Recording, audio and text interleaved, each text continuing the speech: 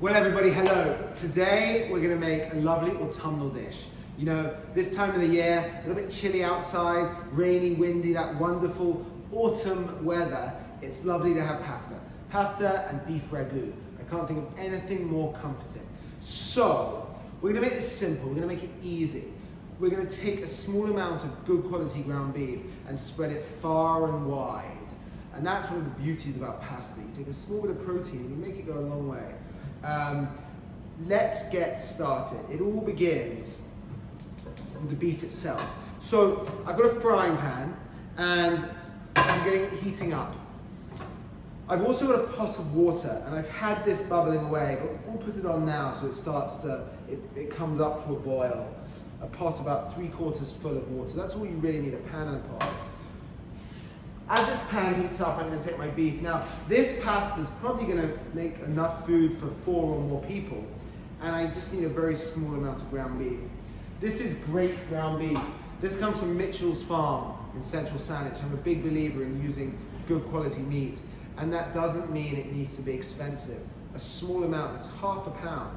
You know, ½ a pound or perhaps less of ground beef goes a very, very long way. Into this pan, some oil.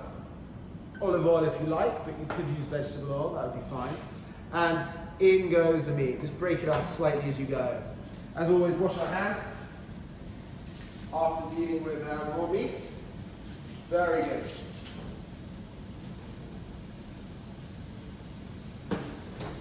The next stage is salt. You live on Vancouver Island, it makes sense to use salt from Vancouver Island, but any salt will work. Kosher salt is fine. And tomato and onion. I think tomato and onion are two things that we'll probably find in any grocery store, any convenience store, any corner store is going to have onions and tomatoes. Don't be too exact about how you cut things like this up. You know, take the green bit off the tomato and chop it up. Let's see what we end up with here. This is a medium-sized tomato. 1, 2, 3, 4, 5, 6. 7, 8, 9, 10, 11, 12, 13, 14, 15, 16, 17, 18, 20 bits. 20 pieces out of the tomato. And let's do the same with an onion. Small or a medium onion. There we go. And let's chop the onion up into a few bits. About 20 pieces out of the onion. Excellent.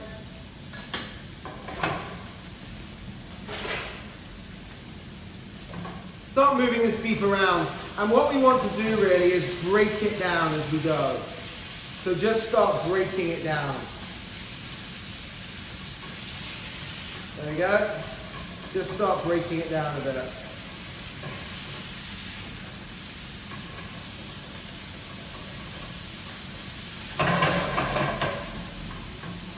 This is all starting to brown, it smells very beefy. And now I'll put our tomatoes and our onion. Getting that beef browning at the beginning is such an important bit. It really creates more flavor. And as we're not using a lot of meat, adding extra meaty flavor, the Maillard reaction is really going to help flavor the whole dish.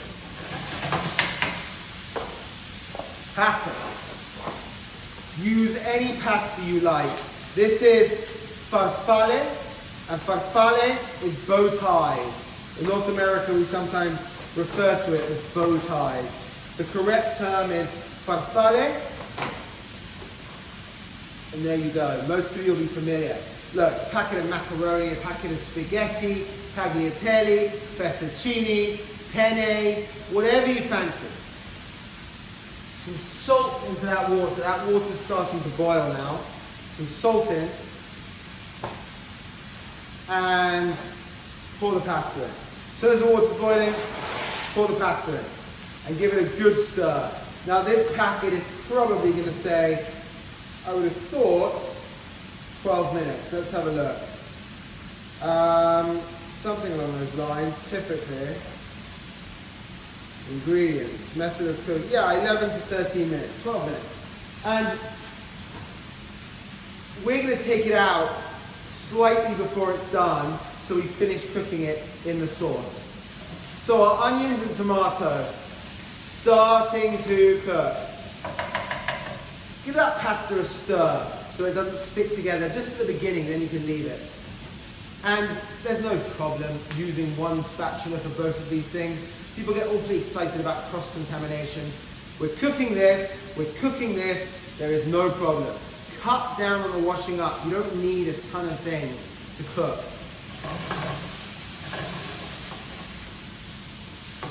Okay, good. The spice in this is some black pepper. If you wanted chili, you could put some chili in, but the spice component really is black pepper. And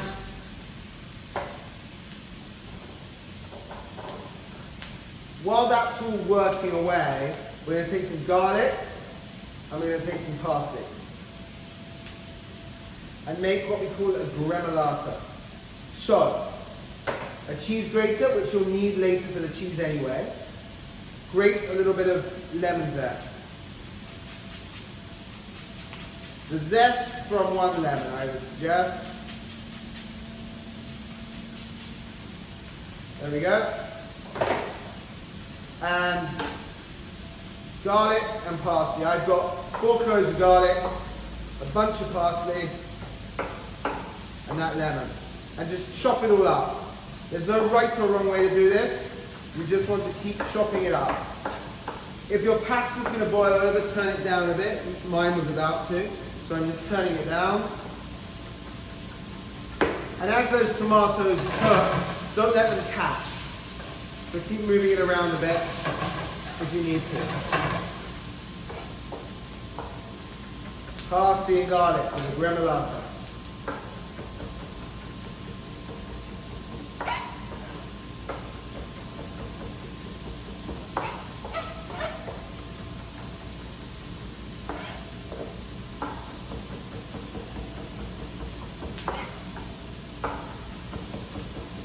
Okay, there we go.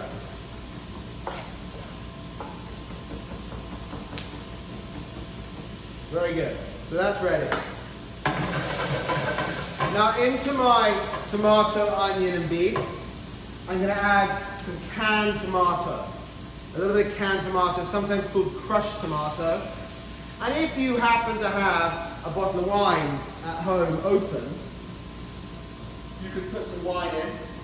I'm just going to use water on this occasion. Nothing wrong with a splash of water. But if you happen to have a bottle of wine open, nice bottle of red wine at this time of the year perhaps, some red wine would be lovely. Not needed though. Move that all about.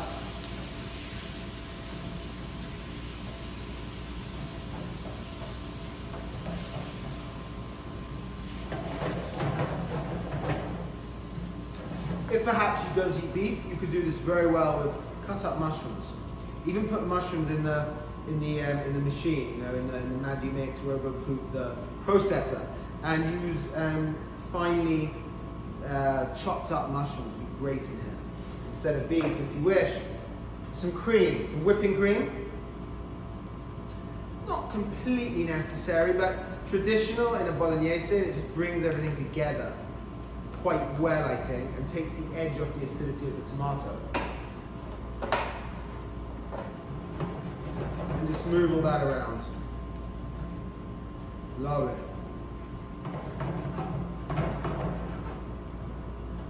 At this point, the beef is cooked, and it's quite important to have a taste.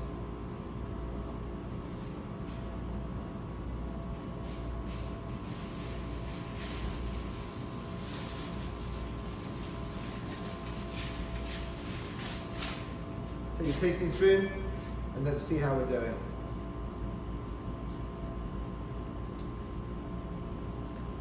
We're doing very well. Needs a pinch of salt.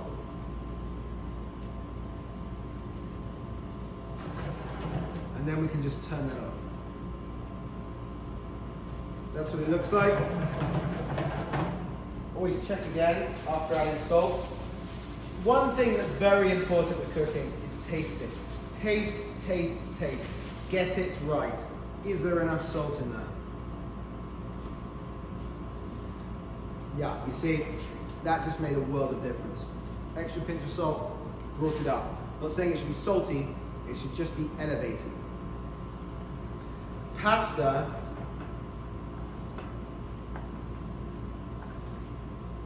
is bubbling away. The gremolata, parsley, the garlic and the lemon, is cut and ready to go. The next step is cheese. Use what you wish. I feel ready grated Parmesan is a false sense of economy. Typically it tastes of very little, it's low quality, and it's quite expensive. Far better to buy a chunk, grate what you want, look after it in the fridge, and keep using it. You get a lot more for your money, you know what you're getting, and it's lovely. Grating fresh cheese, it's just so much better.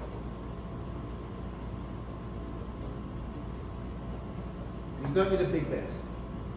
One of the beautiful things about going to small grocery stores, cheese shops, is that you can ask for a small amount, you know? If you go to a supermarket, it's sometimes tougher.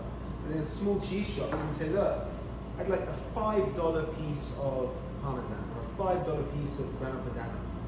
And that's one of the great things, you know, you go to a butcher shop and say, I've only got $8 and I really want some ground beef, what can you do for me? And they'll look after you, you know?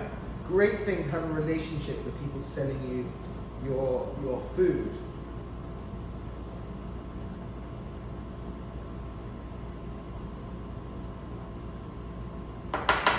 So, there's some cheese, a little bit extravagant, probably more than we need there, but once in a while that's okay.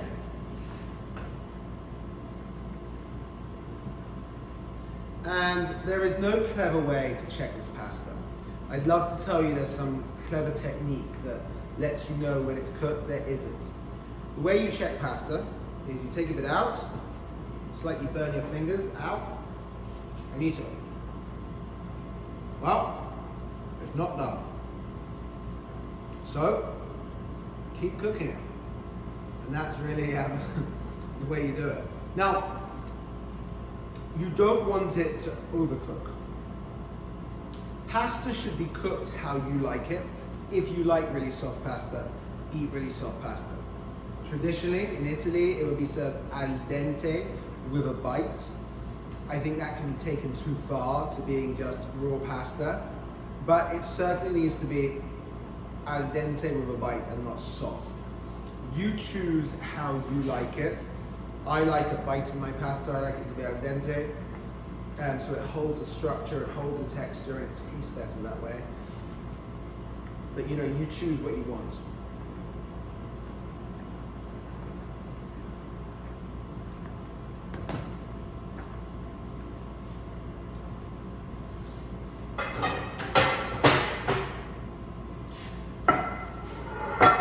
So we'll probably feed easily 4 people here. 1 packet of pasta, half a pound of beef, an onion, a tomato. You know, I haven't done the math to see the cost of that, but fairly small cost considering we're feeding 4 people a very nutritious, healthy, home-cooked meal.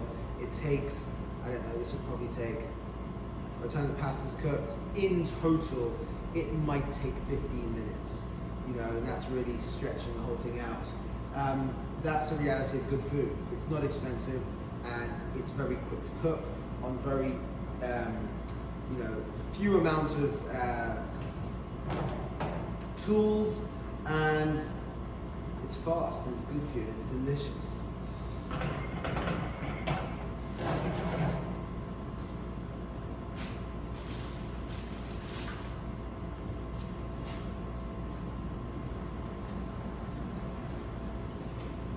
Okay, that's now ready. So this is what we're going to do. Quite important to watch this. Drain the pasta. Straight away, go back over the pan. Because that last bit of starchy water you want to keep. You see? See that? All the pasta into the pan. Turn it onto a high heat.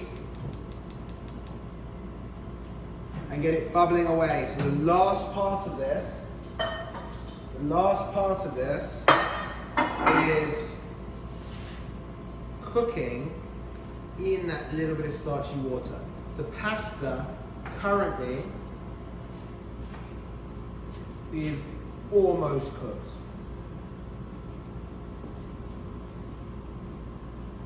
Almost. But now it's finishing cooking in that sauce. And what we do is we take 3/4 of the cheese and we take 3/4 of the gremolata and we add them in. Then we mix together the remaining cheese and the remaining gremolata.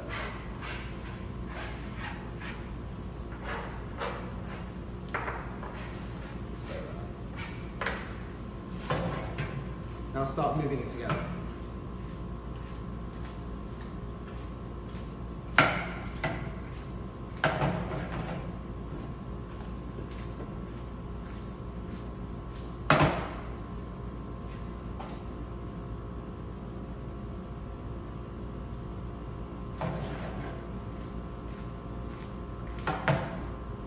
Let's have a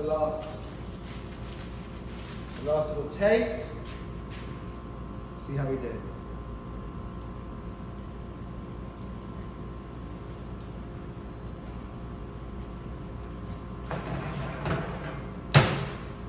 Let's turn it off.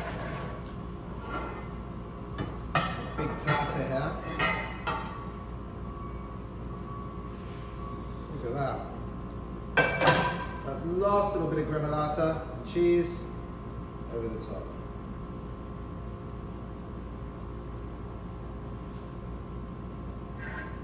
And there you have Mitchell's beef ragu, farfalle pasta, tomatoes and gremolata.